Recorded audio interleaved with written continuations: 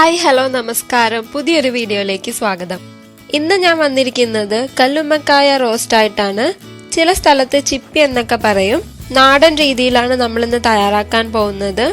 നമ്മുടെ YouTube channel ആദ്യമായിട്ടാണ് കാണുന്നതെങ്കിൽ ഒന്ന് സബ്സ്ക്രൈബ് ചെയ്തേക്കണേ.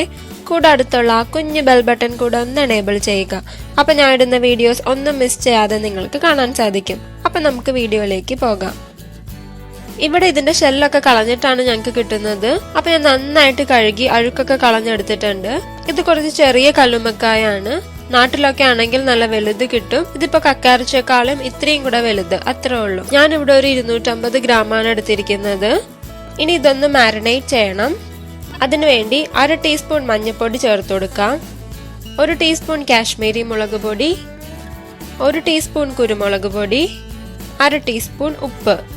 ഇത്രയും ചേർത്തിട്ട് ഒരു സ്പൂണോ ഇല്ലെങ്കിൽ കയ്യോ കൊണ്ട് നന്നായിട്ടൊന്ന് മിക്സ് ആക്കുക. ഇങ്ങനെ മാരിനേറ്റ് ചെയ്ത് വെക്കുമ്പോഴാണ് നല്ല ടേസ്റ്റ് കിട്ടുന്നത്. കാശ്മീരി മുളക് പൊടി ഇല്ലെങ്കിൽ സാധാരണ മുളക് പൊടി ഒരു 1/2 ടീസ്പൂൺ ചേർത്താൽ മതി. ഇത് ഇനി ഒരു 30 മിനിറ്റ് മാറ്റി വെക്കാം. ഇനി നമ്മൾ മാരിനേറ്റ് ചെയ്ത് വെച്ച കല്ലുമ്മക്കായ ഒന്ന് ഫ്രൈ ചെയ്തെടുക്കണം. അതിനുവേണ്ടി ഒരു പാൻ ചൂടാക്കാൻ വെക്കാം. അതിലേക്ക് ഒരു 5 ടേബിൾ സ്പൂൺ വെളിച്ചെണ്ണ ചേർത്ത് കൊടുക്കാം. വെളിച്ചെണ്ണയിൽ ഉണ്ടാക്കുമ്പോഴാണ് കൂടുതൽ ടേസ്റ്റ്. ഇപ്പൊ എണ്ണ നന്നായിട്ട് ചൂടായി. ഇനി കല്ലുമ്മക്കായ ഇട്ട് കൊടുക്കാം.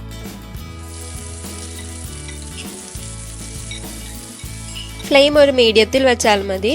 ഇത് പെട്ടെന്ന് തന്നെ റെഡിയാവും. ഒരു 3-4 മിനിറ്റ് എടുക്കുള്ളൂ.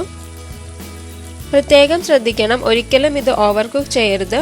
ഇത് കൂടുതൽ വേവിച്ചു കഴിഞ്ഞാൽ ഒരു ചൂയി റബ്ബറി ടെക്സ്ചറിലേക്ക് മാറും. പിന്നെ കഴിക്കാൻ ഒരു ടേസ്റ്റും കാണില്ല. അതുകൊണ്ട് നമ്മൾ എടുക്കുന്ന കല്ലുമ്മക്കായുടെ സൈസ് നോക്കി മാക്സിമം ഒരു 5 മിനിറ്റ് അത്രേ പാടുള്ളൂ.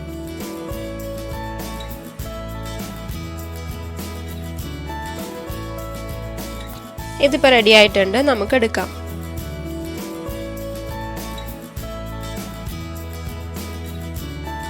ഇനി ആ സെയിം എണ്ണയിലേക്ക് തന്നെ ഒരു 10-15 കോക്കനട്ട് സ്ലൈസസ് ഇട്ട് കൊടുക്കാം. ഫ്ലെയിം മീഡിയത്തിലാണ്. എന്നിട്ട് 1 മിനിറ്റ് ഫ്രൈ ചെയ്യാം.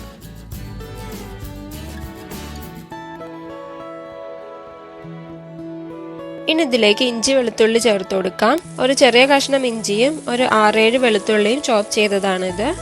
ഇതിന്റെ റോസ് സ്മെൽ പോകുന്നത് വരെ വഴറ്റി കൊടുക്കുക.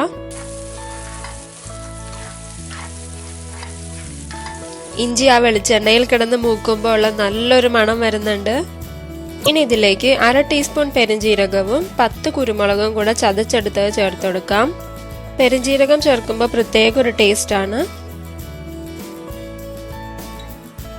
ഇനി ഇതിലേക്ക് ഒരു 15 ചെറിയ ഉള്ളിയും ഒരു സവാള സ്ലൈസ് ചെയ്തതും 3 പച്ചമുളകും കൂടെ ചേർത്ത് കൊടുക്കാം.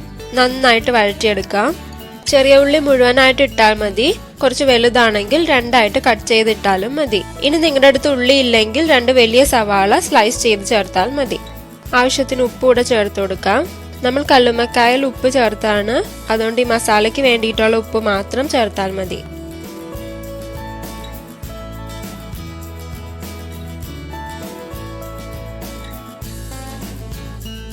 സവാള എല്ലാം വഴണ്ടിട്ടുണ്ട്. ഇനി ഇതിലേക്ക് ഒരു തക്കാളി ചോപ്പ് ചെയ്തത് ചേർത്ത് കൊടുക്കാം. എന്നിട്ടൊരു 2 മിനിറ്റ് വഴറ്റുക.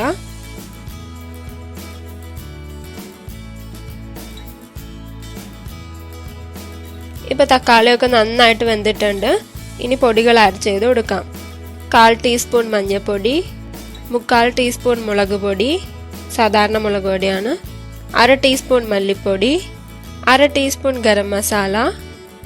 ഇത്രയും ചേർത്തിട്ട് ഒരു 2 മിനിറ്റ് റോസ്റ്റ് ചെയ്യുക.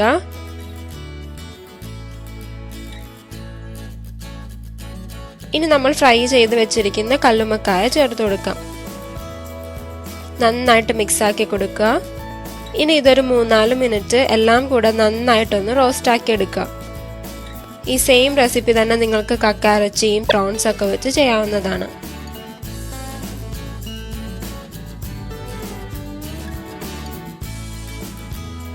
ഉപ്പൊക്കെ നോക്കി അഡ്ജസ്റ്റ് ചെയ്യുക. ഞാൻ ഒരു കാര്യം ചേർക്കാൻ മറന്നുപോയി, നമ്മുടെ കറിവേപ്പില. നിങ്ങൾ ഇത് ആദ്യം തന്നെ സവാളയുടെയൊക്കെ കൂടെ ചേർത്ത് കൊടുക്കുക.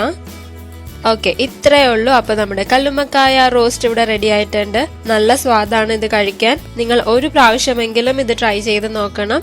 ചോറിന്റെ കൂടെയും ചപ്പാത്തിയുടെ കൂടെയും ഒക്കെ നല്ല കോമ്പിനേഷൻ ആണ്. ട്രൈ ചെയ്തിട്ട് ഫീഡ്ബാക്സ് കമന്റ്സിലൂടെ അറിയിക്കുക. കൂടെ സബ്സ്ക്രൈബ് ചെയ്തിട്ടില്ലെങ്കിൽ സബ്സ്ക്രൈബും ചെയ്യുക. അപ്പൊ അടുത്ത നല്ലൊരു വീഡിയോ ആയിട്ട് കാണാം. Thanks for watching. ബൈ.